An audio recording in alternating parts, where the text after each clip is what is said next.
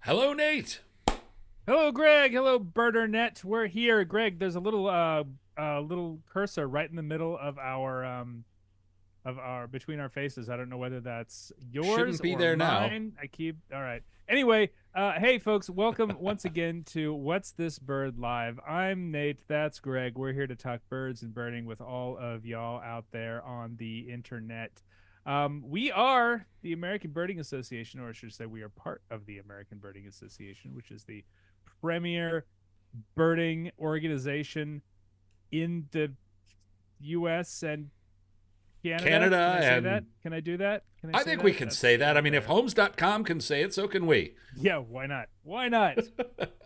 We're back after a long hiatus. Sorry about that. I got sick a couple weeks ago, and we were unable to do our What's This Bird Live, but I am better, and we are back, and we're going to talk birds and birding with all of you here on the internet. Hi, folks. Welcome. We're watching y'all in the comment sections on YouTube and on Facebook, and we're excited to talk birds and birding with everybody there. Buddy Campbell, back from Beaufort, South Carolina, one of our regulars. Hello, buddy. Hi, everybody. Hi, Mia McPherson. Yep, Mia is here from on Facebook. On Facebook. From Utah, I believe, although she does move around a bit. We're excited to have you back, and for those of you who are maybe first timers, welcome.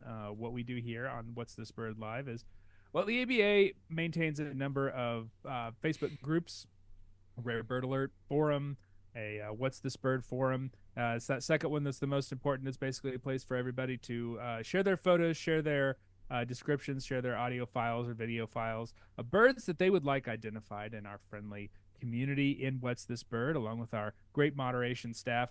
Will help you identify those birds. Yep. Probably usually pretty quickly, although there are a few exceptions. We can talk a little bit about that later. We will be talking about that a little later.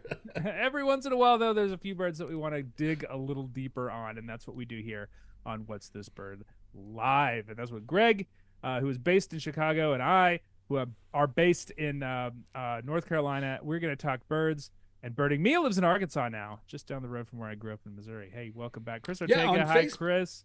On Facebook, we got Vernon Buckle from The Rock. And we've got Davina and Dennis from Raleigh, North Carolina. That's in your neck of the woods. It's not too far from me. Jimbo from Manitoba. Hello, how are you doing up north of the Chris border? Ortega. It's still winter there, but spring is coming. Rest assured, Jimbo. So yeah, people who aren't familiar, we're giving shout outs here, but like Nate said, we watch the comments. So if you got something you want to say or a question you want to ask, drop it in the comments. Nate and I are watching. He's watching YouTube. I'm watching Facebook, and we will do our best to get to you. Yeah, absolutely. That's what makes this whole thing fun, is that it is live. This is bird identification on a tightrope. We are here coming to you. I am sitting here as we speak, and I am ready to talk birds, and we're gonna go through it. Janet McCullough from Ottawa. Hello, good Canadian contingency. Today we're excited to have you. And as regulars have found out, have seen, I should say, there's no rehearsal. This is a live wire act without a net. I'd like to think that we've done this enough times that we've got a pretty good system going, Greg. Oh, that doesn't mean that we are not without a few technical difficulties from time to time. Absolutely. In Mateo County, Davina Gentry. Hello. I love it. I bird in San Mateo County a couple years ago. I have some family in Oakland, and Alvaro Jaramillo, our buddy, took me down before my flight home, and we birded San Mateo County. I got my lifer marbled murrelet and my lifer northern sea otter, which was both were very exciting. Cool. Yeah. Spring has sprung here as of yesterday. It's here too. It's in the we're getting, like I said, I'm in short sleeves today. It's warm enough. The sun is. It's shining. Hoodie weather here still, but that doesn't. It will be for a while yet.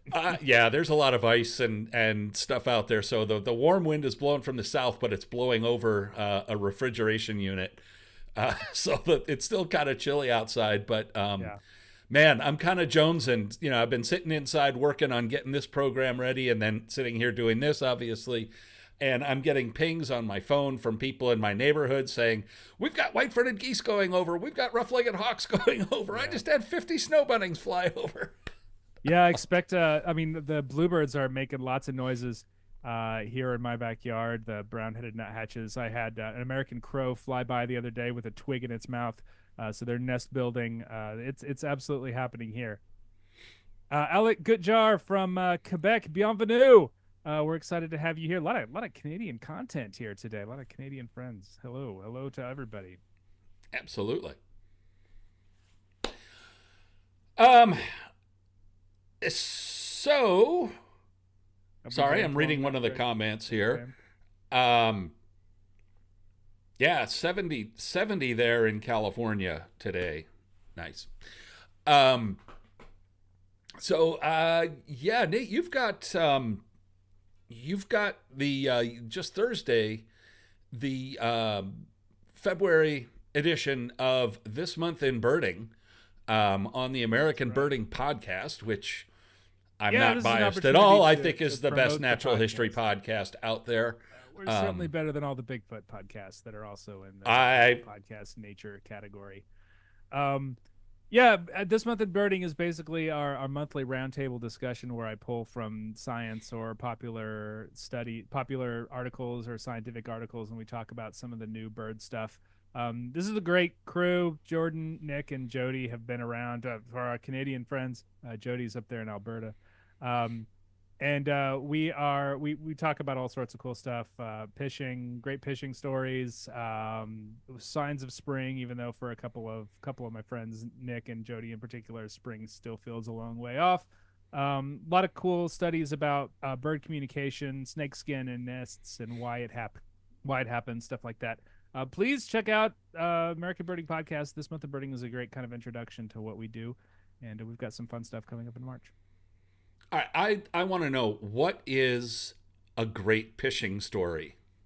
Oh, so there's a study that came out late in January, early February that was basically trying to find out. It was about mobbing, bird mobbing. Sure. And basically mobbing in urban environments, and as the sounds from the urban environment increase, the response to mobbing behavior among birds decreases.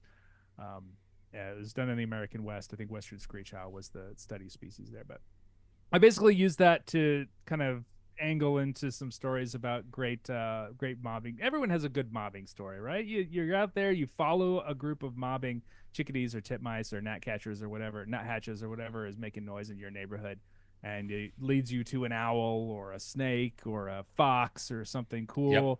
Or, alternately, a story where you are the one making the pishing noises, and all of a sudden you are inundated with, hundreds of pine siskins or yellow-rumped warblers or whatever comes to respond to that sort of thing. So, we've got a good group of people, and they're experienced birders. They've been around a lot, and they've got some good stories to tell. So, I've witnessed a lot of mobbing. I've incited a lot of mobbing. Yeah. But my best mobbing story, I just walked into it, and I was who was being mobbed, and it happened in the Peruvian Amazon, mm-hmm. and we were way out in the middle of nowhere, and walking through what's called a supai chakra, which is a clearing in the forest, and the superstition is that these were cleared by demons or devils, and it's called the Devil's Garden. It's actually, and they're sometimes big, like the size of a city lot. They're actually cleared by ants. And the ants clear out all the vegetation except for the one species. It's a very hairy, purple-leafed little plant. And they live inside the stems. And they clear all the vegetation away from the plant that they live in. And they create these big open areas inside very dense tropical rainforest. And so I'm walking through one of those, and I suddenly get mobbed by this flock of small toucans. Mm-hmm. And they're notorious for doing that sort of thing in the tropics. And I looked at them with my binoculars. I was photographing macro stuff, so I couldn't really take a picture of them. My camera was all set up for frogs. And I quickly wrote a little sketch in my notebook because I couldn't find it. I couldn't look it up. I went back to camp and I looked it up in the only book we had, which was The Birds of Columbia back then. Mm-hmm. And the old one. I just couldn't find this bird. And I forgot about it.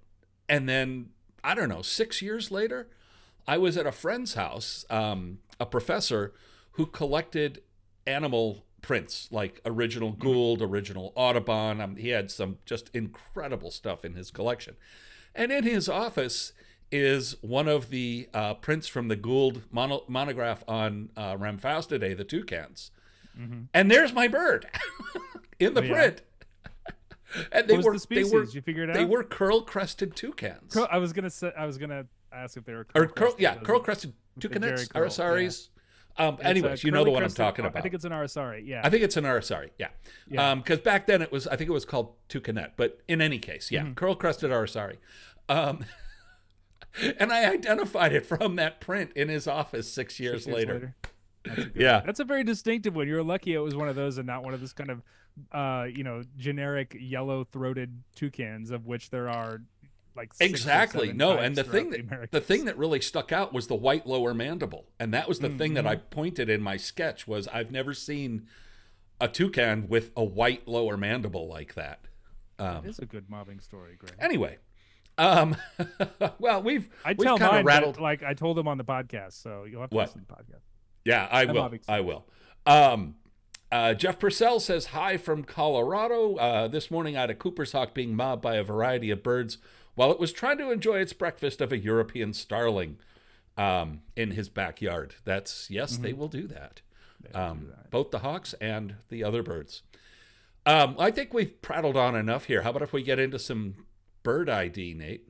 Let's do it. Let's talk about the thing that we Let's see here. I gotta push the button. There we go. All right, this one is from Ocean Shores, Washington. We got a little bit of a theme here this time. I think it's kind of water related birds. We made it almost entirely through the winter without talking gulls, Greg. Oh, we talked about gulls last time. I think. I don't even remember. I tend to put that straight out of my head as soon as we're finished. Yeah, we have your favorite group of birds here, gulls. For sure. Location is going to be a really useful thing to start with. Absolutely. Ocean Shores, Washington, right on the coast of Washington, as the name would suggest. Few different gulls there, but the primary ones that you would expect, at least right there on the shore, large white-headed gulls, of which this is clearly one of the Laris gulls. It's got a big, chunky yellow bill and pretty thick legs, and it looks like a pretty substantial bird. It looks like a bruiser. Yeah, it does. So that would sort of rule out things like short-billed gull, ring-billed gull. What are the other ones that would be there? California gull. Well, I mean, the pink legs. Gull. Pink legs rules out those birds right away. I mean, really, we're left with herring gull, American herring gull, western gull, glaucous wing gull, and then the I don't know what you would call it, the miasma that exists in between those two. Yeah, the gull hybrid swarm. Between those 3 or 4, my goodness, there's like a number of different options there, because herring gulls are known to hybridize quite frequently. But I think western and glaucous wings are going to be the two that we're really thinking. This does not strike me as a herring gull. It looks entirely too block-headed, too large build. And the dark eye. You're the gull guy, Greg. The dark eye, it does not feel like a herring gull to me.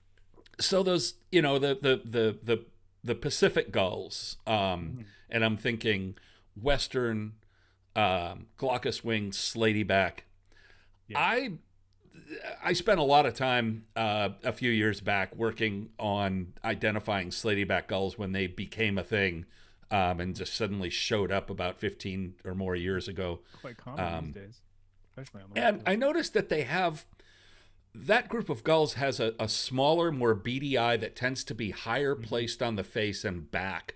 And I call it kind of... reminds me of a glaucous gull in that way. I called it like albatross face or eider face. You know how eiders have that small eye that's set way high up on the face, and it's kind of set back with this like long fronds in between the eye and the base of the bill. And when you kind of look for that, it's kind of distinctive. So all those things point away from American herring gull.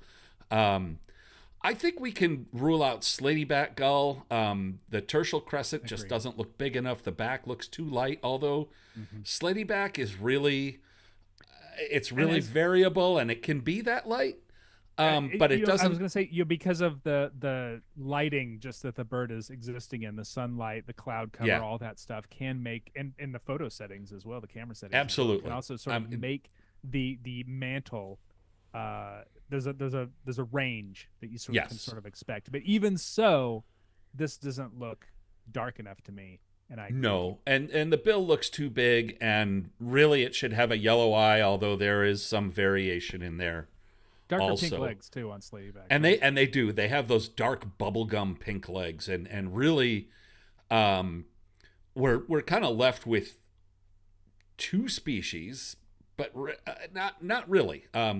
Glaucous wing and western, and I think this looks like a pretty straightforward northern western gull, but there's a heck of a lot of variation when you get into glaucous winged western and then the Olympic gull, which is the hybrid swarm in between those two species, where they meet around the Olympic Peninsula and in that general region. Yeah, it's southwestern Canada, northwestern United States. That sort of area is kind of ground central for the Olympic gulls, as the Olympic Peninsula, as you might expect the reference there. Yeah, western gulls to Yes, the south and glaucous wing to the north. exactly, exactly. Yeah, I mean western gull basically like from I think Southern California up to around very southern Canada, Vancouver. And then glaucous wing from there all the way up around through the Bering Sea and around over into Asia a little bit. But here I've got on the left two glaucous wing gulls, one from the Bering Sea and one from Washington State, and so you can see the difference there. And again, lighting plays a lot in this, but we're trying to look at general differences. The northern birds are paler, the southern birds are darker, but you can see in pretty much all of these that high placed eye, that kind of small high placed eye and big bill, very similar across the spectrum. Same thing holds true for western gull. They're darker the farther south you go. As they get up north, they get paler, like the bird at the top right, and then you've got Like the a Olympic bluish, gull. slaty gray. Yeah, yeah, and the glaucous wing gull. You'll notice in both of those birds on the left, even though one's darker than the other, the wingtip and the back, and you kind of have to squint to see this. The wingtip and the back are basically concolorous. They're like the same color with a white dividing line of the tertial crescent. It's called the tertial crescent. Yeah.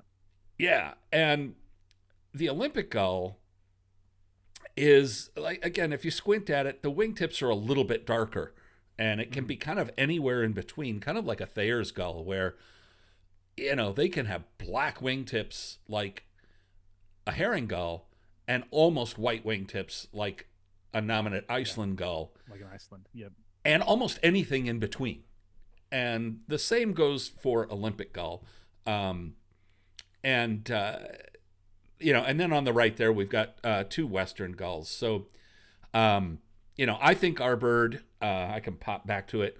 I think this looks fine for a pure northern western gull.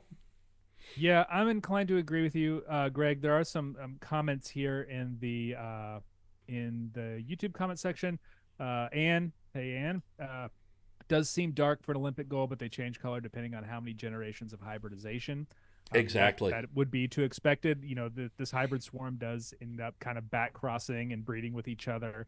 The lines between species are rather thin when we're talking about these large white-headed gulls.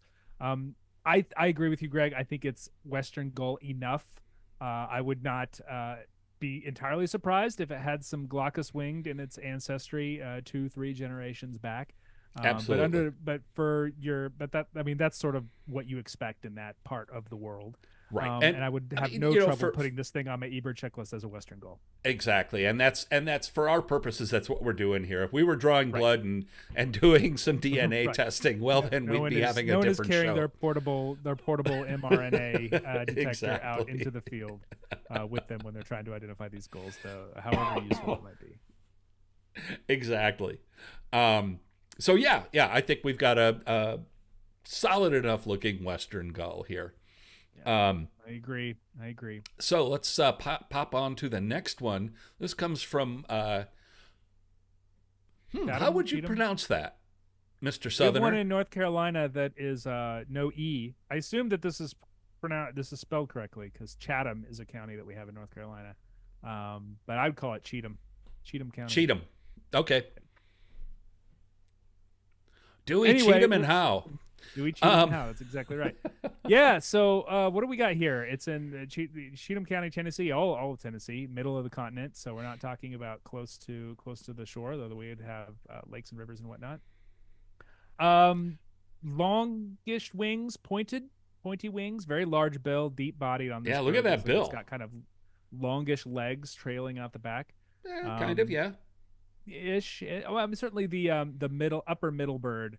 You can kind of see the legs. I mean, legs still not projecting past the tail. Yeah, more or less. Interesting pattern on the back. Dark primaries, not unexpected in a lot of birds. Looks like it's got racing stripes. You can see the back very well of the far right bird. Yes, it's got some braces, as you might say. I have, yeah. And this is a shorebird. I think it's safe to say it's a shorebird. I think so. The only other bird it could possibly be with that sort of bill and deep body would be a rail. Rails would have kind of rounded wings, not kind of long pointy wings like you'd see in most of our shorebirds, all of our shorebirds. Yeah, and I don't know that there has ever been a photograph taken or an observation of a flock of rails in flight. Flock of rails? Yeah, I don't know. Maybe there are some places, in that rice festival they have down in Louisiana where they run the rice threshers through the fields and the rails kind of kick up in front of them. I mean, that's a flock in the very loose definition. I suppose. But shorebirds known for flocking, rails less so. Another point. Yeah. These birds are flying kind of tight in formation as shorebirds like to do.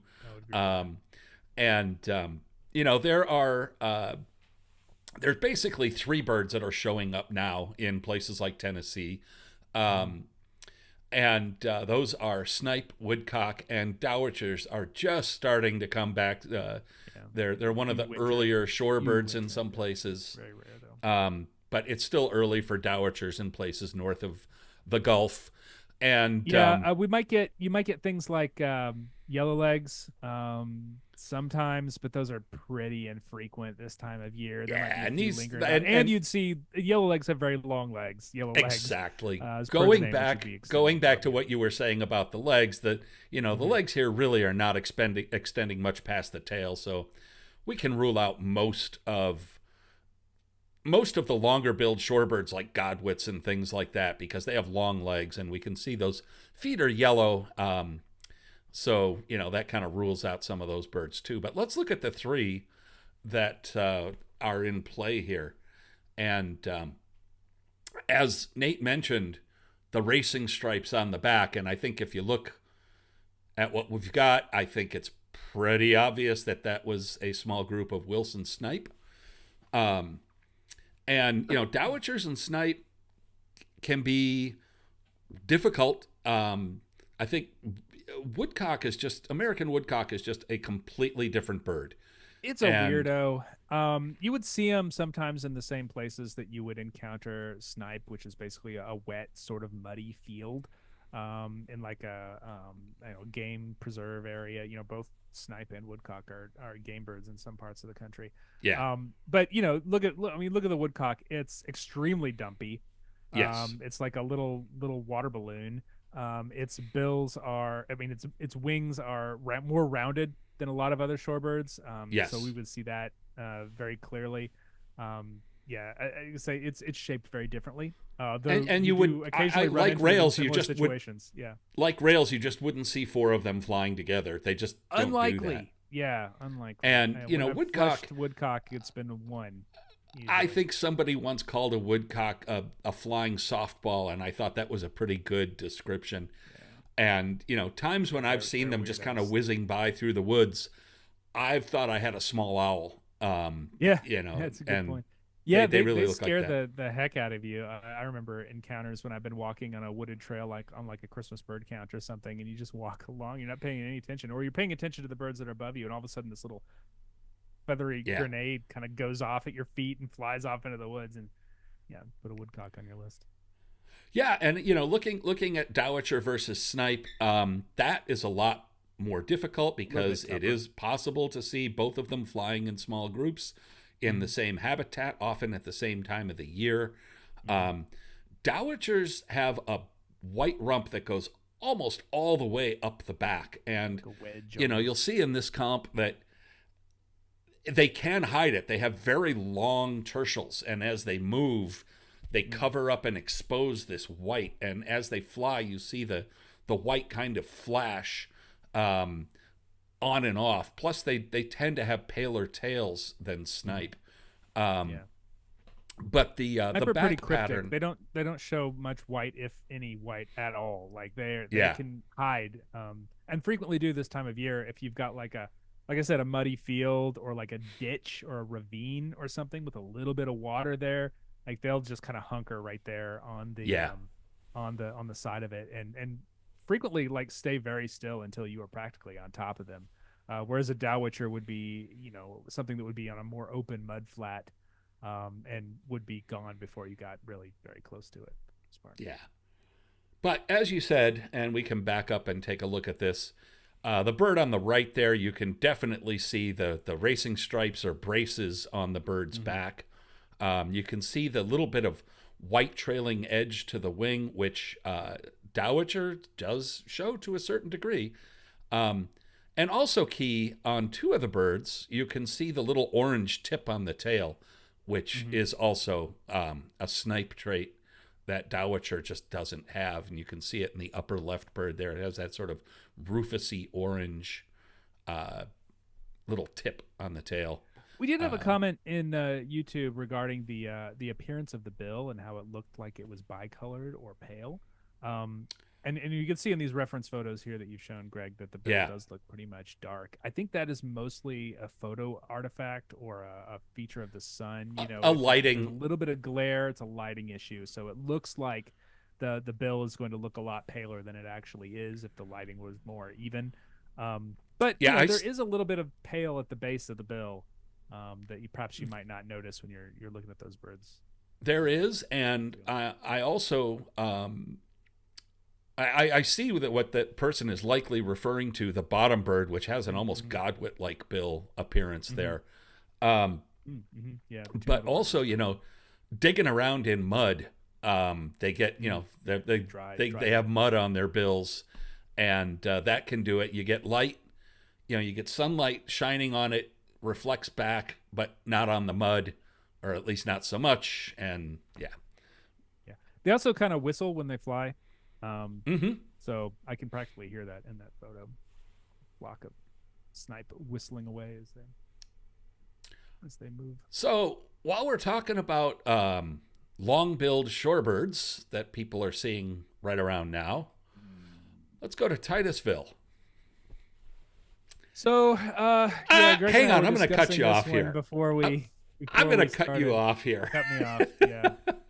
Have you changed your mind on it? I have not changed my mind, but I want to preface this to say that I try. I'm not always successful because I'm limited to what people are posting in the Facebook group. And also we have a What's This Bird group in ABA community. And if I see anything there, ABA members, you can just log in to aba.org/community and check it out. And if I see anything there that's interesting, well, I'll grab it from there too, to use here in this program. But I try to find something that Nate and I might not agree on. And I think this one is going to have a lot of disagreement, frankly. I think this one's going to have just a lot of discussion. I go back and forth. Yeah, there you go. That's a better way of putting it. It's a more less antagonistic way of putting it. So what do you think here? All right, so let's cut a little bit to the chase. We've got a shorebird here for sure. Long bill, long legs, kind of greenish color. You can only see the tops of the bare parts of the leg, but you can see that they're a little bit green. Pretty plain all over. Not a lot going on here. Longish bill, longish green bill. It's got a little bit of an eyebrow here.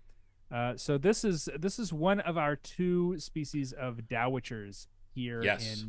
in North America. So named by the rhythmic way in which they forage for food in shallow water, like a sewing machine and Dowitcher. I don't know. Maybe that's an old. So I will say I've before never we heard the get word in, Dowitcher in any other context. I don't know I have not. what Dow you are witching, but it Um, is. That's but what I have heard new birders refer to them as dowagers. Um, Dowagers. Yeah, yeah, like they're like a old widowed exactly, exactly. They'll walk onto the set of Downton Abbey. Yeah. So two species So of wait, Dowitcher in North America. Interestingly enough, they were considered conspecific until like the 70s because no one wanted to identify them. well, and that's Long-billed and where I short-billed. was going with this. Is that Yeah. this picture was submitted twice to What's This Bird, and nobody wanted to touch no it. one wanted to The touch first, it. like, please help No with one this wants bird. to be wrong. And I think this is probably the most difficult species pair in the ABA area. I mean, this is right up there with European warblers. Yeah. Like even like you were saying earlier, even our empids are not as We difficult figured out sometimes more with as the empids than we Dowitchers. have with the Dowitchers. I remember like this may have been a decade ago, maybe 15 years ago. There was an article in Birding Magazine, ABA's Birding Magazine, called like it's like it was about identification of Dowitchers, and the idea was that there's like an angle or a formula that you can apply to Dowitcher photos to try and identify them. And like by the time that article was published, it was already obsolete. So Yeah. that's sort of what we're dealing with here. So yes, we have long-billed Dowitcher and short-billed Dowitcher. So what do you see here, and what do you think? Well, the bill is clearly very long. It is, but both Dowitchers have long bills. All right. So things to think about when we're looking at Dowitchers. And we're talking specifically about winter, because in breeding winter plumage, they're easier. It's easier. in breeding plumage, it's a whole different ball of wax. Yeah. They're distinctive enough. There are 3 subspecies of short-billed Dowitcher. In addition, is probably the easternmost subspecies, which is the one that I'm nominally or theoretically familiar with. Whereas long-billed Dowitcher only has the one subspecies found across the continent, that's an interesting thing. Dowitchers. Yeah. So things we want to think about, things we want to look at, whether or not we can see them in this bird. That's up for debate, and perhaps we will debate it, but things you want to think about. Patterning on the flanks. Short-billed generally has more patterning. You can correct me if I'm wrong on this one. Patterning on the undertail. That's another thing to look at, and just sort of the general amount of pattern on this bird. If you can get a good look at it sometimes, the angle of the bill, of the kind of the forehead, is something to consider, though I'm not entirely convinced that is always very reliable. I agree. It's one of those things that is a clue, but not necessarily a cut and dried, 100% identification tool. Underwing is useful. Of course, we can't see that here. Just the amount of the pattern on the flanks, on the front of the bird, on the undertail. That's sort of what we're looking at here. And and also the chest. It's a spectrum. It's not like a cut and dried thing. It is. Also the chest. I think that this bird has an almost Dunlin-like chest. It doesn't really have any pattern to it. The bill for a Dowitcher looks on the short side to me. I agree, or but at least it's shorter, foreshortened, so it's hard to. Or at least shorter than get a sense of it. 50%. But you're right; it's foreshortened. Also, to further complicate things, most of these long-billed shorebirds have a sexual dimorphism in bill. Exactly. Too, so that's another thing to think about. I think the females have longer bills than the males, if I remember correctly. But yeah, I mean, if I had a gun to my head, I think I'd probably lean short-billed on this one. But which is funny, because if I had a gun to my head, I would probably lean long-billed. I know. And the more we talk, I could be talked into long-billed, and exactly. Well, look, I'm coming from the opposite side. The more we talk, I could be talked into short-billed too. So things that seem good for long-billed to me, and perhaps you can give your take as well. Doesn't appear to be a ton of pattern on the side. It looks pretty plain, especially on the hips of this bird, where the legs meet the side of the body. Yeah. The Dunlin-y chest is what really stands out to me when I am looking at a a mud flat full of long-billed dowitchers, and they do, at least where I live in North Carolina, they will kind of segregate themselves based on Oh, fresh versus definitely. saltwater. That's again not a cut and dried Well, thing. You can see short-billed in freshwater, you can see long-billed and saltwater. yeah, but they do even here where we don't, yeah, even here where we don't have saltwater. Yeah, we're talking like brackish But I water. mean, It's Merritt but I mean, Island, even yeah. here where we don't have salt water, they do kind of segregate themselves a little Yeah. bit. I mean, when That's they're interesting. actively feeding, they kind of mingle, but Yeah. when they rest, they kind of tend to segregate themselves a little bit. They also come through at different times. Now, in Florida, we're talking winter range, and I think generally short-billed is more common. Yes, I would agree with that. And short-billed comes through earlier, both in the spring and fall. Long-billed comes through a little bit later. Long-billed tends to linger a little bit more for most people. But so let's take a look at these two. Yeah, And, an interesting point. Chris McMillan makes a good point in the YouTube comment section. Sometime it'd be cool for you to show what we need about anatomy. I mentioned the flanks, and I'm sorry for that. I hate it when people use jargony terminology and don't explain what they mean by that jargony terminology. So when I say flanks, what I'm talking about is the area between where the legs meet the body and the bend of the wing. So Right. like it's that area underneath the wing and above the legs. legs. And so you can see in this image of the short-billed dowitcher what I'm talking about when I'm talking about pattern on the flanks. Right. So you can see it's kind of stippled, banded, whatever you want to call it, but there's a pattern there on that Yeah. part of the body. And that's what it's called about the flanks. Great point. Thank you for that. And it's more pronounced and easier to see. I mean, a short-billed dowitcher, just from throat to flank and through flank, is just generally more speckled, Bit more patterned. patterned, and a bit more. Sorry, and then you can see on the long billed, especially on the bird flying on the right, how again it has that kind of Dunlin-like chest. Yeah. But So in two the other bird in points. flight, when I talk about the flanks, I'm talking about the area immediately below the wings, where the wings Right. come out of the body. That area underneath that is what I call the flanks. And you can see what I'm talking about on both of these birds in flight. This is a great image, Greg, that you've created. You can see kind of the lack of pattern on the long billed and a bit more of a kind of a speckly pattern on the short billed. Yeah. And talking about in flight, it's hard to see unless they're, when they're flying past a mud flat, they're just zooming around. They're very fast flyers, Yeah. and it's hard to see. But if you capture a picture of them and you get the underwing, then it's fairly straightforward. You'll notice the short-billed dowitcher on the left, the very intricate vermiculation, the barring on the underwings goes all the way to the forward edge, the wing pit, where the shoulder is, where the wing meets the body. That pattern goes all the way up in there. On the long billed, it has a white patch at the base of the wing where the that'd be the femoral, the wing bone. I mean it's the shoulder. Yeah. Is our shoulder. It's the shoulder joint. Right. Yeah. When where that meets the body, there's almost always a white patch, and you could kind of get lucky and see it when they fly. It flashes, but in low light or whatever, everything's going to be lit up and it's hard to see. But if you get a photograph, you can identify it pretty straightforward. Yeah. One of the nice things about these birds and just shorebirds in general is that they're almost always vocalizing when they're flying as well. Oh, and yeah. the vocalizations of these two birds are quite different, and that Yes. but obviously not something that we can discern looking at a still photo. No, but we're gonna try something we're gonna do it. technologically advanced here. Greg.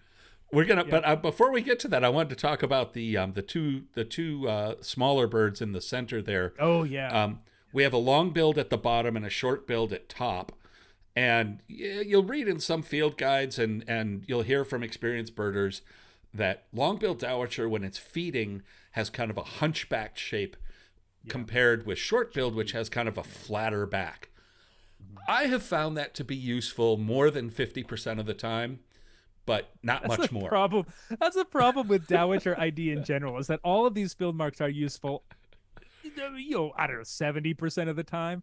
And it's more like you're kind of learning this kind of collection of field marks that gives you the impression of long-billed Dowitcher versus short-billed Dowitcher, rather than any one field mark that is cut and dried long-billed versus short-billed. It's part of the reason what makes these birds so difficult. And then you throw in things like feather wear and bleaching and all of that, and it comes. Yeah. But I think the underwing is solid, and the probably calls, as Nate mentioned, the calls. So what we're going to do here is I'm going to play, and I hope you guys can hear it. We haven't had a chance to test this on TV, just in studio. So hopefully this is short-billed Dowitcher, and that I'm going to cue up here. And short-billed Dowitcher, I think, has a more musical, kind of fluty, rich voice. So here we go. If you've got your volume down, turn it up now and listen to this.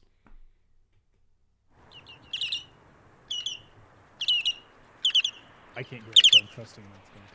I don't know. I hope somebody in the comments can tell me if they heard that. Can you guys confirm that you heard that? Anybody? A little while. It was a little bit of a delay. Yeah. I'm not going to move on to the next one until somebody confirms that they heard it. Rachel Brenner asks, "Is there any chance they'll lump these and put?" Yeah, we got a confirmation on the heard it. Okay. All right. Rachel So Brenner y'all asked heard if they'll that. lump these someday. No, they will not. They will not. No. I don't think we're going back. There's no. Not after all that everyone work. heard it. Okay, good. Great. We're all good. Okay, so y'all heard that. Now, I'm going to play long billed, and I'm really happy to know that this worked, because we're going to use voice a lot more in these, because that's something we've been avoiding. But now that I've kind of figured out how to do it, we're going to do a lot more of that going forward. So you heard the short-billed Dowitcher. Now here's long-billed Dowitcher. Tweet, tweet, tweet, tweet, tweet.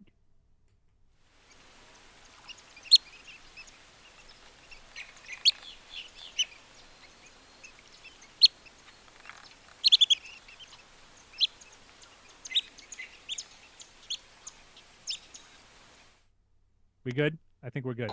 Quite different. To me, long-billed Dowitcher sounds a bit like a brown-headed nuthatch or a pygmy nuthatch. Yeah. Very squeaky, like a squeaky dog toy. Yep. Or a rubber duck or whatever, however you want to describe it. But that's it's quite different, which is amazing considering how similar the birds are in nearly every other respect.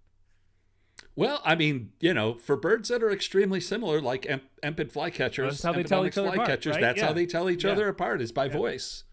So yeah, it makes total sense. Okay, so there's winter Dowitchers. We have now. Are we going to come back to this one? Come back to the. We'll come back to Dowitchers in the spring. Later in the spring, early summer when they're in breeding plumage. We'll come back to that again. Long-billed is a absolutely gorgeous shorebird. It is. It really is. All right. On to. So can we go back to the original photo, and we can. I'm still where I am before. I think it's long-billed, but I could very easily be convinced that it is short-billed. So I'm tentative. I'm kind of like my original was. I thought short-billed, but I think you could very easily talk me into long-billed. Yeah. I'm the same way. And that's just the way it is. And again, if we had the bird in front of us, single photos are very difficult for these birds. They are very difficult. A more holistic experience with this bird to identify it correctly. Yeah. And I picked here, long-billed and short-billed, kind of a shorter short-billed and a longer long-billed, so you can see sort of the range of bill size. Yeah, that's a very short-billed and a very long-billed. Yeah. So, okay. Now we have a Muppet. We have a Muppet. Yeah. Oh yeah, bald eagle for sure. Dirty-headed bald eagle. Bald eagle. It's had its head in a chimney or something.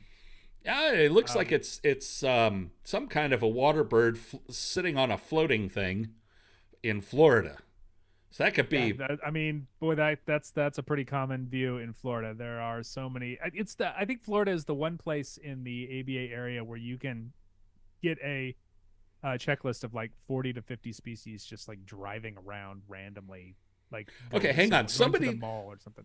Somebody on Facebook just shot up an angry face emoji. And I'm like, okay, what did we do to get angry about? They don't want to talk. It's the Dowitcher. The only Maybe they want to talk more about Dowitchers. It's a typo. That's a typo. Yes. So what do we got here? Well, we got a water bird. It's in the water. That helps. It's got webbed That feet. helps. So it's not a heron or an ibis or a bald eagle, a wading bird or a bald eagle for that matter. Yeah, it's all dark, really dark body, kind of a grayish head. Birds that I would expect to see in Florida that are doing this sort of thing would be either a double-crested cormorant or an Anhinga. Those are really the only ones that are kind of big and bulky and web-footed. But maybe what's going on with that head? Those are possible on there, but they have lobed feet, not webbed feet. But those birds are long-necked and small-headed. What's going on here? They are. I think that this person caught this bird while it was doing one of those crazy back-bended things where it sticks its head all the way back and it's like preening the feathers on its rump or its back or at the base of its tail. Actually, that's pretty common for this species because both of these birds tend to have the oil glands at the base of their tail, and so they'll kind of reach back and grab them and pinch it so they can get the oil, and then they'll use that to rub the oil all over their feathers. So this is not an uncommon pose for a lot of water birds, frankly. Yeah. And I think we can see pretty straightforward here that it is an Anhinga. And I mean, really, we could do it almost by shape. It feels Anhinga to me, yeah. Anhinga has such a long neck that when it hunkers its neck down and does that over the back preening thing that Nate was talking about, the neck is folded into like this big glob that is exactly what we see here. And you can see the bird on the right was in the process of doing that when it lifted its head up to look at the photographer. And but you can see the same kind of square-shaped Muppet-looking head, which is just the bird's neck. And the head's not even visible. Yeah, these female Anhingas, they've got that really nice, clean demarcation right across the front of the chest from the gray to the black. Whereas you can see in this double-crested cormorant, it's much messier. A young juvenile cormorant is going to have that kind of pale head, pale neck that goes into the chest, but as you can see, it's kind of scraggly. It's not a clean line. If you see something that's the demarcation is that fine, pretty clearly an Anhinga there. Yeah, and also the shagginess of the neck, it's just that kind of shaggy, and I'm going to say Muppet again for the third time. Yeah. It's just they have that. They're really, really unique birds. For sure. I mean, we have so-called snake birds around. There's like 5 species in the world, and Anhinga is the only one in the Americas. The only other birds that are similar to it are the other darters called darters. In other parts of the world. It's the only one here. It's the only bird like it in the entire 2 continents. And it's a unique one. And if you haven't seen it, Google up video. There's a few videos on YouTube of them swimming and hunting underwater, and it's cool. It's cool because it's not what you expect, or you might but it's really cool. So definitely. They're like an otter or a mink or some other aquatic mammal they're with a snake there. With a snake attached to the front of it. Yeah, there are places you can go in Florida. Of course, they're quite common in Florida. Wakatahatchee wetlands or Green Cay or those places on the east coast of Florida. Where they've got these cool boardwalks that kind of go out onto the ponds, and a lot of times you can look down and you can see the Anhingas swimming through the shallow water doing their thing. Yeah, it's a neat experience. So let's go to Utah. Out to Utah. It's an Anhinga. Another water bird in a marsh, sitting in the Phragmites. Yeah, love a Phragmites. Another bird with its head tucked into its wing there, though this one's not going backwards. This one's going forwards. So we can tell this is a fairly. What's that? Interesting bird for sure. I mean, given the look, you might be justified in thinking owl. You might be justified in thinking rail. You can't see the Possibly. legs, can't see the feet. On I this could thing. see the legs there. Legs. Looks like there's kind of a greenish yellow legs. Oh, I guess One I see what leg you're talking about. One sticking leg. down there. Yeah. So big marsh bird that's all kind of brown and white striped. Big bold stripes all over it. Yeah. Spots on the wings. Only one heron that really looks like that. It's gonna be our Night-Herons, yellow crown versus black crown, and that's a much easier Yes. identification to make. And in on Utah, where yellow crown on- Night-Heron is on Facebook, Mia got it. Mia McPherson, surprised. immature Holland black crown beehive, night heron at my old stomping grounds. Hornet's nest. And exactly. Bucket. I remember, speaking of hornet's nest, I remember one time we were looking at a barn owl, and one friend of mine walked up and asked me where the barn owl was, and it was in a pine tree. And I'm like, it's right there. I pointed right at it. It was clearly visible, and he could not see it. And then he finally asked, The right shape and size for sure. yeah, and color and everything. Yeah. So yeah, this is a young black crown night heron, and I think we can rule out green heron based on status and distribution. They're not in Utah at this time of year. I don't even know if they are very common in Utah at all. But off the top of my head, same thing with yellow crown night heron, which would be exceptional there. That is not a bird you would expect to find in Utah. But the reason I picked this picture, American bittern, is Mia points out American bittern. American bittern. American bittern has shorter legs. It's like when they're sitting like this, their belly is almost touching the ground, but much darker streaks too tend to be, and darker streaks, more stripes intricate on pattern. the breast. Yeah, and especially on the head, muffled, which is the thing we can see best. Yeah. I mean, if we really scrutinize this photo, we can see that the bird's eye is open and it's looking at us. Is that right? Yeah, and it has a pretty big owl-like eye. But the reason I picked this picture, and Mia says it's a little more golden, meaning the bittern. Yes, it's not this kind of dull brown.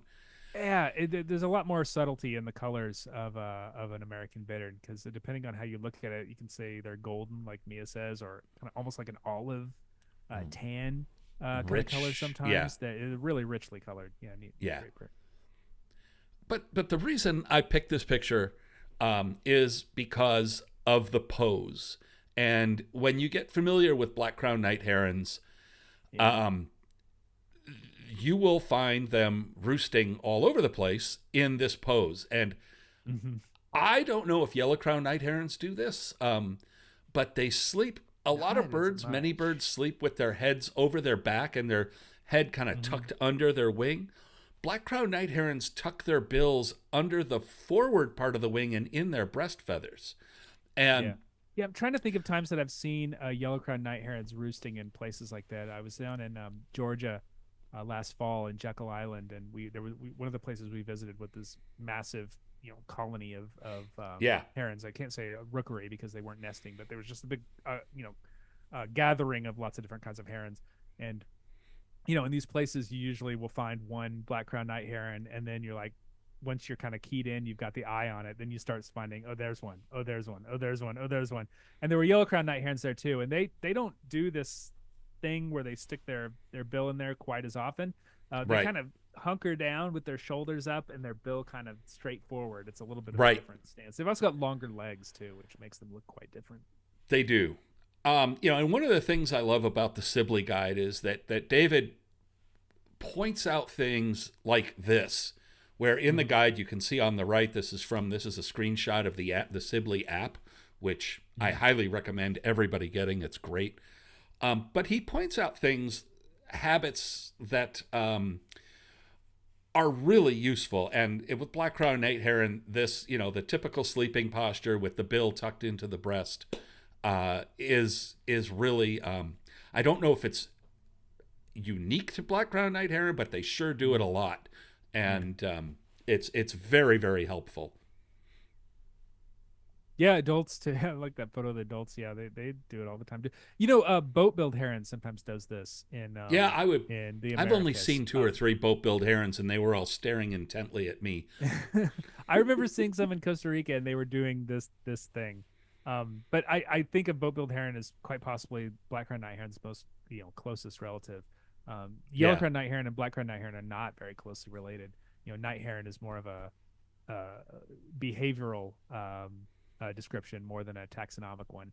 I think none of the night herons are all that closely related, which is funny because it's all convergent evolution. They're all doing more or less the same thing, hunting for crabs and frogs and crepuscular yeah. times a day. So,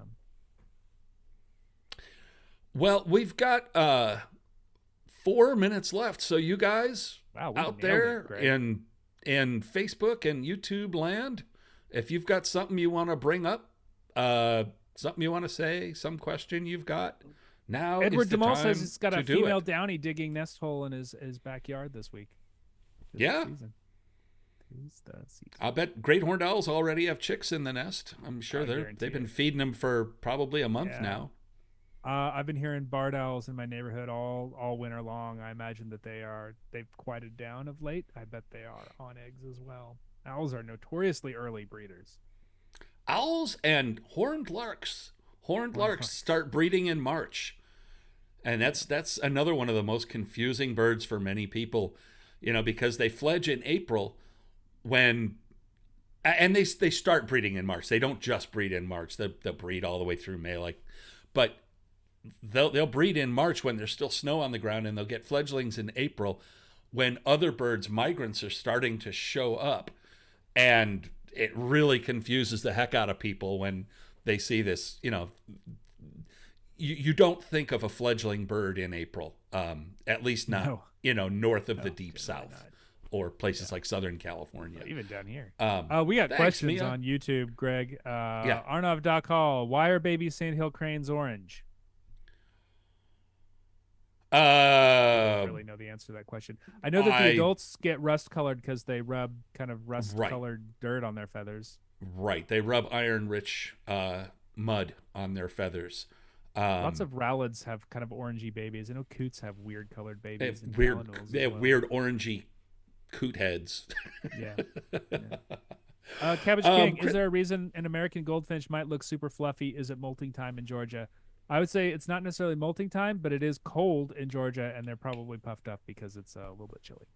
Yeah, and also one thing to keep in mind too is that when they're sick, birds will puff up and be, they'll puff up and be lethargic. Yep, Chris that's exactly Ortega what Ann says. That's Wayne says they're starting to molt. Yes, all those things are cool. Yes, all of those things. Chris Ortega asked if we saw the putative bonine petrel in Central California. I did see that. I mean, I didn't see it. No, I mean, I saw the photo. Yeah. Yeah. Yeah, that's quite a record. Although, and also this week there was a white tern in Wales. Is that right? Yeah. that is a head scratcher. Well, there's been two. Do they breed in the Indian Ocean? Do white terns breed in the Indian Ocean? Yes. And they breed off the coast of Africa, and they're found. They're also found off the coast of South America. Well, but there are 2 or 3 records for the Caribbean. There's one from Bermuda. There's one last fall in St. Croix, the U.S. Virgin Islands, and really from where they're found off the coast of equatorial Africa, the distance from there to Bermuda is really not that much from there to Wales. Yeah, right. So pelagic birds, they get around. Yeah, I mean, pelagic birds, they can. And somebody asked me on another platform what I thought about it being ship assisted, and well, I've been told that I have very, very liberal views concerning ship assisted birds. And what does ship assistance mean for a fish eating bird?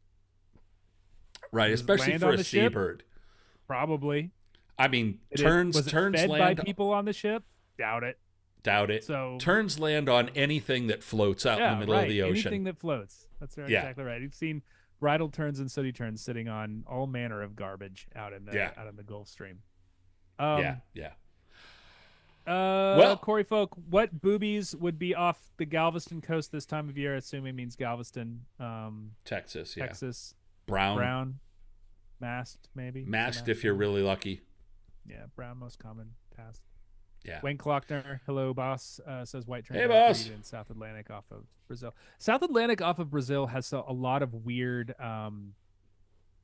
like populations of nesting seabirds that you wouldn't necessarily expect. I ran across one the other day, and I can't recall what. Oh, lesser frigate bird. There's lesser frigate birds off of southern Brazil. When I was, in context of the one that showed up in California a couple weeks ago. Yeah. Yep. So, ABA members, pop on over to ABA Community, which is our social media experience for ABA members. And if you are not an ABA member, hit that join button. We would love to have you. And we have some great magazines, the best podcast out there, ABA Community, ABA NARBA, which is our rare bird alert system that you get for being a member of the ABA. And you can do all that for basically the price of a cup of coffee a month. So it's a good deal. It's significantly less than Netflix. Precisely. And you won't get this on Netflix, I can guarantee. That's right. And we don't have any commercials. That's absolutely true. Well, we'll see where that goes, but yeah, we'll see where that goes. I wouldn't say we wouldn't have commercials. Anyway, we don't. Yeah. Anyway, thanks everybody. We'll see you around in a couple weeks. We'll be back, and hopefully see you then. Have a great spring. Later, guys. March. Adios. Bye.